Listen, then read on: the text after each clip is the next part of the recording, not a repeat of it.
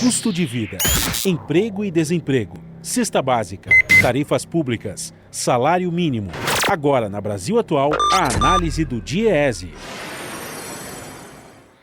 E o nosso contato agora do Jornal da Rádio Brasil Atual, edição da manhã, é com Fausto Augusto Júnior, diretor técnico do DIEESE. Bom dia, Fausto. Bom dia, Cosme. Bom dia a todos. Prazer falar contigo. Fausto, o que você vai trazer para a gente aí sobre essa questão do emprego? Saiu pesquisa aí recente falando que o Brasil em setembro criou novas vagas, mas o déficit ainda é muito alto, né, Fausto? Sim, Cosme. Bem, primeiro que qualquer dado que aponte para a gente geração de emprego é um dado importante, né? Ou seja, setembro gerou 313 mil novos empregos formais, e isso ajuda a gente a olhar um pouco para como está o processo de reabertura aí pós-pandemia. O dado do CAGED indica uma recontratação em todos os setores, principalmente no caso da indústria, que foi responsável por quase um terço da criação desses postos de trabalho. Do ponto de vista do momento, né, é razoável esperar que a partir da pandemia, né, ou seja, a partir da retomada aí da economia, conforme minimamente os postos a economia vai voltando a uma relativa normalidade, os postos de trabalho voltem a ser gerados, mas ainda num ritmo bem menor do que o necessário, né? Nós perdemos mais de 1.200.000 postos de trabalho aí por conta da pandemia, e agora a gente vem vendo mês a mês, nos últimos 3 meses, uma retomada de contratação.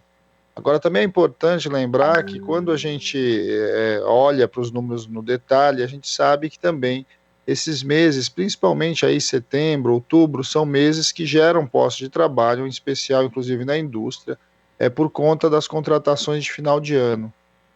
A pergunta que se coloca para nós é o que vai ser aí 2021, em especial com o fim do auxílio emergencial, com o fim das estabilidades vinculadas ao programa de governo que reduziu jornada, e aí também tinha estabilidade de emprego para um conjunto grande de trabalhadores.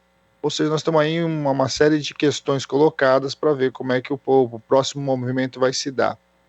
Nós perdemos muito postos de trabalho a partir de março, começamos a recuperar aí um pouco disso a partir de julho, e agora vamos ver até que ponto essa recuperação, ela de certo modo, ela vai se sustentar. Do ponto de vista do mercado de trabalho, o que a gente tem visto é um aumento generalizado da taxa de desemprego, e esse aumento da taxa de desemprego, ele vem principalmente pelo retorno das pessoas ao mercado de trabalho.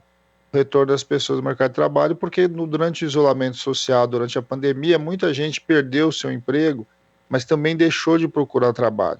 E agora que a gente está vendo essa retomada, esse grupo de trabalhadores retornando ao mercado.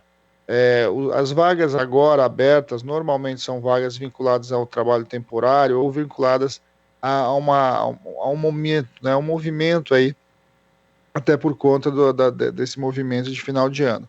Vamos olhar, vamos checar ainda, os dados ainda são bastante prematuros para a gente dizer que o Brasil está voltando a empregar de fato, e que a taxa de desemprego está cedendo. Na verdade, o que a gente está vendo é uma consolidação de um patamar bastante alto de desempregados, em que a gente vai oscilando a depender aí do momento, no momento da conjuntura, em especial esses momentos sazonais vinculados à contratação de final de ano, demissão de começo de ano, algo que é bem comum cotidianamente na história do mercado de trabalho formal. Agora, Fausto, parece que o futuro, né, próximo aí, por conta, você tocou nessa questão do emprego, vagas que poderiam surgir aí no final do ano, os temporários, né?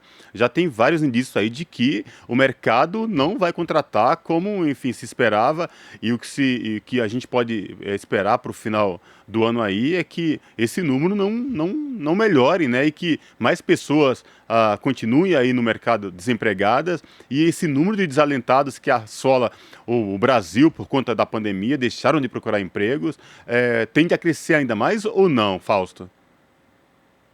Bem, eu acho que agora a gente está naquela fase de um olhar para o mercado de trabalho, porque por conta dessa movimentação pós-pandemia, que é uma pós-pandemia que nunca chega, né? Vamos lembrar que a gente já está com mais de 150 mil mortes, há uma sensação das pessoas de que a pandemia começa a se reduzir no Brasil, mas a segunda onda aí de contaminação na Europa coloca em questão, de certo modo, este movimento. Nós vamos entrar nessa fase agora, né, nós entramos aí em meio à primavera, verão, e isso, de certo modo, influencia bastante esse momento, né? A gente vai ter que assistir aí nos próximos meses como é que o mercado vai se comportar. De alguma forma, é bom olhar nesse período como um período sempre diferenciado aí do ponto de vista da contratação.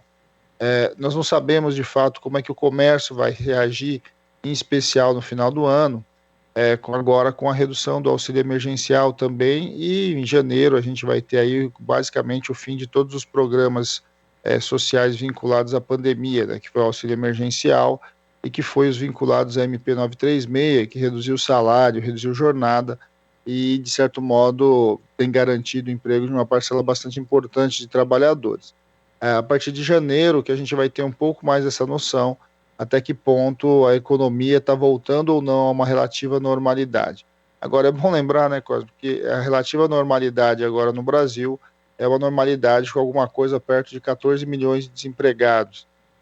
É um patamar muito acima do que a gente já viveu e um patamar que, de certo modo, coloca um desafio enorme, né, para a sociedade brasileira como um todo, uma vez que a questão do emprego é central para a gente pensar o nosso desenvolvimento e o bem-estar das famílias, né? Acho que a questão do trabalho remunerado, a questão da garantia de alguma renda efetiva das famílias faz toda a diferença do ponto de vista social e econômico.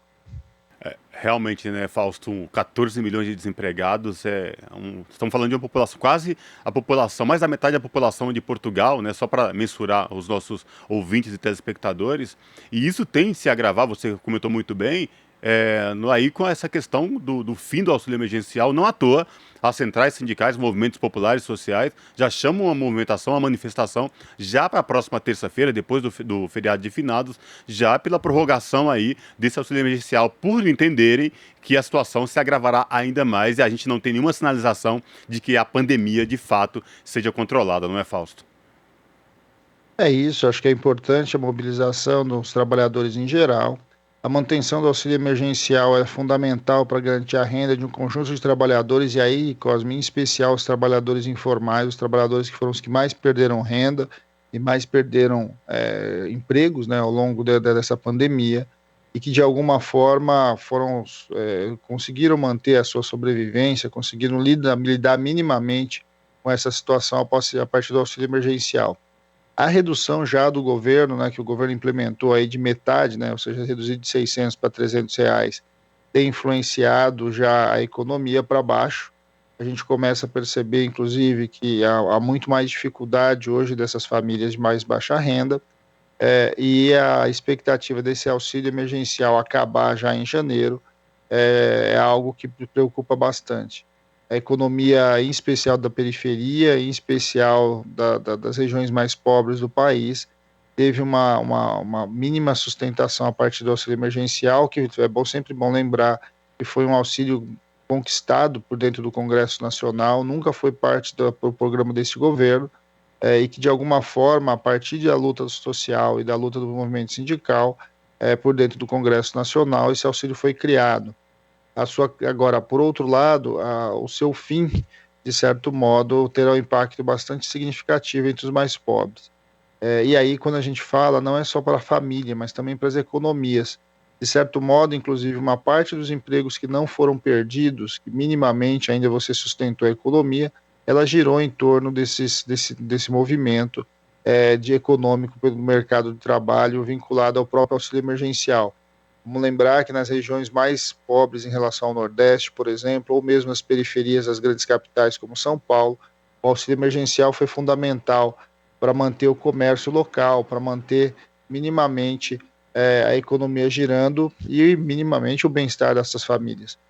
A busca pela manutenção e a reivindicação, como foi feito em março lá, né, como foi feito logo no começo da pandemia pelo movimento sindical, foi fundamental e agora deve ser fundamental na busca pela sua manutenção. Então, dia 3 é dia de luta, dia 3 é um dia de luta pela manutenção do auxílio emergencial, e a gente espera que o governo e o Congresso Nacional ouçam um pouco a voz daqueles que muito precisam. Agora, Fausto, muitos se questionam e muitos se perguntam também sobre o pós-pandemia, né? E quando a gente fala pós-pandemia, não é que, passou dezembro, chegou uma vacina, a pandemia já acabou. A recuperação vai demorar e ela será um pouco lenta, né? Qual a tua avaliação sobre essa questão? O que a gente pode esperar de um mercado aí no pós-pandemia? Lembrando que a recuperação vai demorar e ela será lenta. É isso, né, Cosme? A primeira questão é quando será o pós-pandemia, né? Até porque a gente está no meio de uma briga das vacinas aí, uma guerra de vacinas entre o governador de São Paulo, o presidente da República, e a taxa de imunização tem a ver com a quantidade de pessoas que de fato vão estar vacinadas no momento que a gente tiver a vacina. Então, acho que a primeira questão é quando isso virá, né? O que a gente chama de pós-pandemia. A outra questão é que a economia brasileira já vinha mal antes mesmo da pandemia. E agora, né, quer dizer, a pandemia, de certo modo, só agravou essa situação. A volta, como a gente fala, do ponto de vista econômico, ela não só vai demorar, como muito provavelmente vai demonstrar toda a instabilidade, né, e todas as dificuldades que, de certo modo, hoje a gente coloca sob as costas da discussão pandêmica, aí, de tudo que aconteceu em relação à Covid-19, mas a gente sabe que o Brasil tem problemas estruturais, em especial vinculado à desigualdade de renda, e que mantém o Brasil num patamar de pobreza bastante importante, né? Ou seja, o número de pobres vinha aumentando desde 2016, a renda vinha caindo e a taxa de desemprego vinha subindo. E essa não é uma realidade que aparentemente vai se transformar de maneira muito rápida, em especial porque o atual governo mantém uma política que, de certo modo, caminha para aumento da desigualdade, para aumento da taxa de desemprego e para manutenção de níveis de pobreza bastante elevados. Não há grandes perspectivas para o próximo ano, porque a gente vai ter ainda o rescaldo, né, vai ter ainda que lidar para saber de fato o que é o fim da pandemia, mas acima de tudo a gente tem problemas econômicos bastante severos e que do ponto de vista do atual governo não há políticas efetivas de lidar com eles. A gente vai ter que esperar, vamos avaliando conforme vai se passando, mas por outro lado, né, a economia, a sociedade também clama por uma relativa normalidade aí que a gente não sabe bem qual é.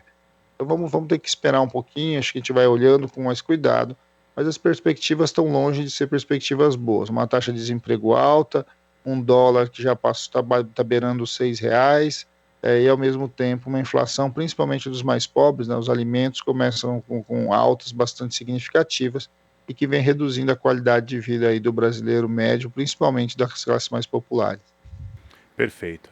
A gente agradece aqui a participação mais uma vez do Fausto Augusto Júnior, diretor técnico do Diese, aqui no Jornal Brasil Atual. Fausto, obrigado, bom dia para você e um bom final de semana. Bom dia, Cosme, bom dia a todos, um bom feriado a todos e até a próxima. Abraço. Você está ouvindo Jornal Brasil Atual. As notícias que os outros não dão.